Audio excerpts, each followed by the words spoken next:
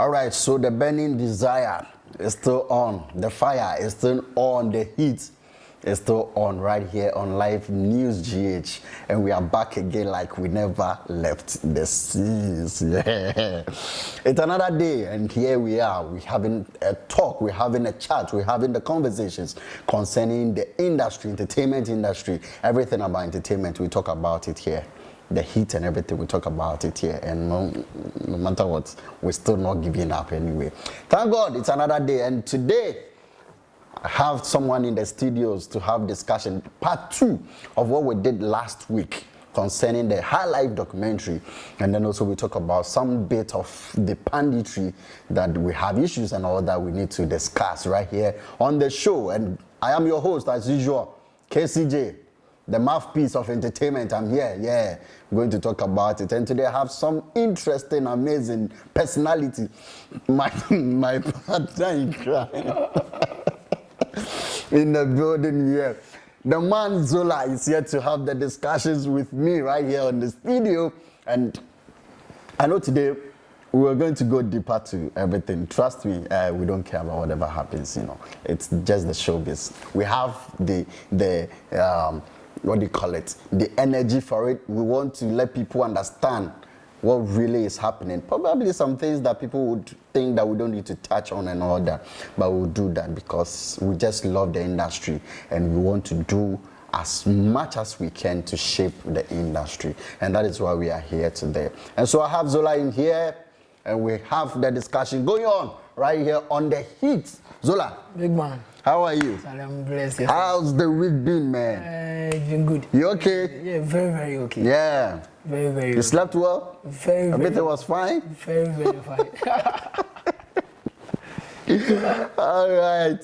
And that is the man Zola here in the building right here. He's also the brain executive here, producing the show. And then my producer, Bright, is in the building. My cameraman, I have James Brown, the finest, you know. Yeah, the finest when it comes to the job. Man, I love dude. If you come and see dude, the way, sometimes I just want to switch. Come and sit here so that we see your face. The guy, they look fresh. Yeah. Bright to go shaving hair. Yeah. Anyway, I don't know. Maybe you get girlfriend now. Challenge. Back to the issue. Yeah. Now, last week we were having discussions concerning the Hiplife documentary and all that. And we want to do part 2. The Hiplife, right? Yeah, documentary. So we're having a continuation of that right here today. And today we are looking at some of the things that we felt that really all probably a lot of people have that perception. That is it really the reflection of what we have here, the Hiplife we have here? Is it the true reflection of what we saw in the documentary? What's your take? For me, let me say a very big greetings to the viewers and then everybody watching. Yeah. What I'll say about this Hiplife documentary is that what BBC gave us is what they had to give us. Oh, okay. You know why? We live in a country where when you need personalities who are knowledgeable in certain field, who has more information on certain issues, are very difficult to come by. When you need you don't get them. You don't get them. Is it that they are not available or? So there's one killer disease killing our industry, killing us as Ghanaians, which is self-entitlement. Everybody feels big in his or her space. And will want to show some kind of attitude, or some kind of will want to show himself to be one kind of person that Charlie. He knows it all. Yeah, before you get me, and then I know everything, so I'm too expensive for me to even come closer to you and blah blah blah. If you know it all, that is where you're supposed to be available to share with us. It's very, for me. You see, the reason why I said BBC gave us what we gave them. Is because I never expected BBC to write our own stories for us. We should be our own storytellers, not BBC. Okay. So BBC gave us what we gave them, because the people who were in the documentary were the people that availed themselves. And then they will also share their knowledge based on what they know. Okay. Is it that some people were being called upon and they refused? Or is it that they couldn't identify the people? We are not saying that those who were in the video were wrong people to speak to, but we know there are some people who we can really tap this information very well from. Is it that they were not available? Is it that BBC didn't go further to even look for them? Okay, I cannot speak for BBC. Okay. But then a brand like BBC, I know, will go the extra mile to get people for this. We'll do proper research. Okay. You understand? Yeah. Proper research before even sitting down to even do like, okay, so let me start. Okay. Because for a brand like BBC to start a project, even if not a brand like BBC to start a project, any other person that will want to start a very good project will do research and know where to start, when to start, who to contact, who to talk to, who to this, where to even shoot it. Okay. A lot of research, I know, might have gone into that. Yeah. But then, these were the people that availed themselves. I know of a production house. Okay. Which LivenewsGh will collaborate with to tell the story of Hiplife. That's awesome. And then tell the story of our Ghanaian music and then other things. Okay. The document hasn't been shot. Everything hasn't started because the people that the production house, based on research done by LivenewsGh, submitted to them that, okay, you need to start from this person, you need to talk to this person, you need to shoot here, you need to go here, you need to get this material, are not even availing themselves. Really? The stress these people are giving us. To talk to you. And it's been 2 years, bro. So let's assume this production house will be like, okay, even if you have 5 people, come on, let's deal with these people, let's talk to these people. And then the production house moves ahead and then talk to these 5 people. Okay. It's going to be the same commentary. And the story hasn't been told well. The story hasn't been this, hasn't been that. But then we forget that a lot happens behind closed doors without cameras capturing it. Okay. Seriously, I keep telling people all these things.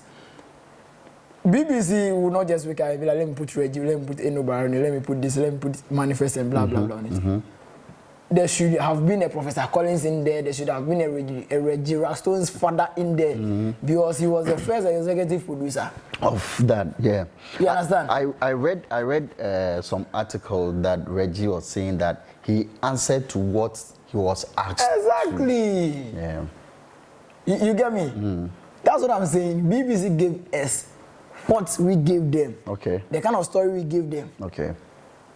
If the right people had availed themselves, because this documentary should have gone broader than what they gave us. Okay. Where are the executive producers then times? Yeah. Where are the sound engineers then times? We had Panji in there. But it should be more than Panji. Panji, okay. You understand? Yeah. Certain media houses play certain roles in it. But I know a media house will not just wake up and be like, let me champion a cause. We need to talk to certain people. People, yeah. Where the people are available. Another thing. You understand? Where the people within our reach. Okay. These are questions we need to ask. Charlie, we just have to stop this plenty talking. Ghanaians there, Charlie, I think our power is always on this social media ranting, and then we will rant throughout the year without results. You just look at something. See, you see this Hiplife document? Our people will talk for a month and then the case is off. But the documentary, we'll forget about it. Yes, the documentary will still be there as it is. And then mind you, years to come, this will be the kind of story that our children will come and meet. And be like, Charlie, I heard that Hiplife story, Hiplife. Oh, okay, so this is the Hiplife. Yeah. Meanwhile, their brother stories that we could have given these people. Okay. You understand? Okay. So we just need to ask questions about the availability of these people, about what went into this, than saying, Charlie, it's not up to satisfaction, it's not this, no, Charlie. Is it because also we don't have the resources? That is why BBC had to come in to do this for us, because we were, last week when we were discussing, some of our pundits were like, we could have done it better if it's a Ghanaian perception or Ghanaian made production. But why did we wait till BBC came in? Is it that we don't have the resources, we don't have the money to do this? Or someone hasn't gotten the idea that let's do this? See, it's not about money, it's not about resources. It's about our attitude, the personalities involved. Like I said, one killer disease that is not making us go forward as Ghanaian entertainers is self-entitlement. The production house I'm talking to you that has to collaborate with LivenewsGh to bring out a Ghanaian music story out. Yeah. It's a Ghanaian production house. Okay. With enough money. Yes, with enough money. With enough money, trust me. Whatever resources that they need for whatever is available. Okay. But then, where are the personalities to talk to? Where are they? So it's not about, no, Charlie. Even with the BBC idea, they would have, I'm sure there will be a Ghanaian in there. You can't tell a Ghanaian story without getting someone from Ghana. Come on, it wouldn't be complete. Then how did they even come by the list of people they interviewed? Okay. But how means there will be a Ghanaian there that will tell them, you need to go to this person, you need to go to this village, you need to go to this production house, this studio, because this was where maybe most of the Hiplife songs were being recorded. You understand? Okay. It's about our attitude, not resources and fun. No. Okay, so there was also some perception that probably people didn't avail themselves to do this because some time back, Reggie got them into it and then they only shot a music video for him. Is it that they think that, okay, it's the same thing that we are going to do, and so we will not put ourselves in there, or because they thought Reggie lied to them before, so why would they even come back and then do this with another set of people? As a personality, the first thing I would ask or look out for is when people approach me for a project is behind closed doors. I myself will do certain research and prove further. Okay, so what are we? Is it just a music video? What are we doing? Okay. What is the selling point? Okay. What do we intend to achieve with this kind of documentary that you want us to shoot? As a personality, if I'm being called upon to do certain things, I'll ask so many questions. Yes, we might have been lied to, but then this is a project that if I had asked questions, I would know the truth and all that. Yes, that okay, so BBC is behind it. Okay, a brand like BBC, I know BBC will not joke with their works. Okay, then maybe if there should be a paperwork that will really make me stand on my feet or make BBC stand on their feet that this is what we are doing. Okay. Why not? For me, I'll still be on the tangent of our attitude and self-entitlement. People were not even available for it. That's the whole thing. People were not availing themselves for it. I know. Not like 100%, but then I know this will be the cause. Because I've been through it and I'm still going through it. Yeah.